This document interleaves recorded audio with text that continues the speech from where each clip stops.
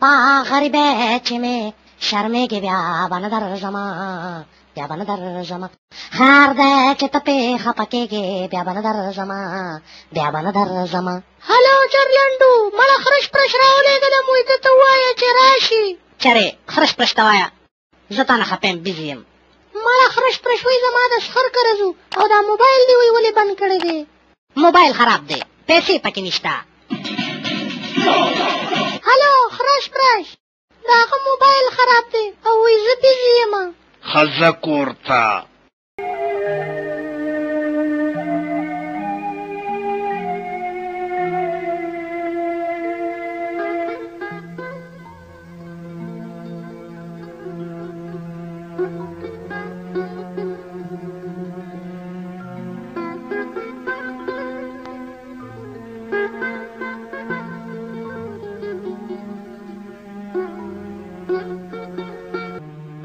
خرش پرش ته ما چېرته بوځې په دې پټو کې پردې فصل دې خراب که یو خو تا نه تنګ راغلمه خو چې ګورم نو ښځه به درنه د پلار کره خفه تلي تا سره میلو ښځه وخت نشي تېرولی پرېږدې د بېغیرته بچیه ښځه څوک پرېږدي. خرش پرش نو ته خو د کلي مشر سړی دا آرام څه له خورې خېټې نه دې رګوار ورکه د خېټې نه دې تنور جوړ که بیا په ډاکټرانو ګرځې دا لوی لوی ډرتار دې خېږي. خر د خید په خوراک څه پوهېږي خره تې وخوره که نه دا ګردې صفاکۍ پیاز دي زما صحت ښه دی زه یې ازمولی شم بچې تې وخوره که نه شخړو خراب پدې کې نه مې شي خراب بولې زه د ورځې 50 غوټې پیاز خورم. ته رښتیا وې؟ او رښتیا وایم د دې پټي سوچه پیاز دي بوی کا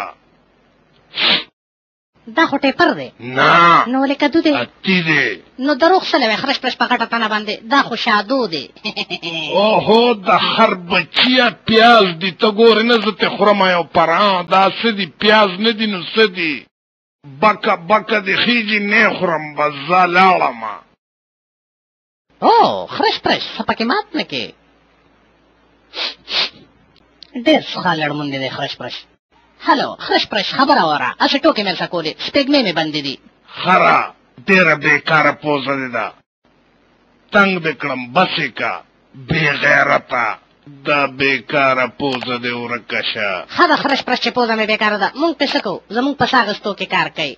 خو دا راته ووایه خرش پرش چې ستا د غوږونو ولې اسمان ته وازه خولې نیولې ده. چپ شه کوچیه دا بټې سترګې دې نیولې دي زما او ستا لارې اوس نه جدا شوې خپله کوه خپله به کوم د خر بچیه.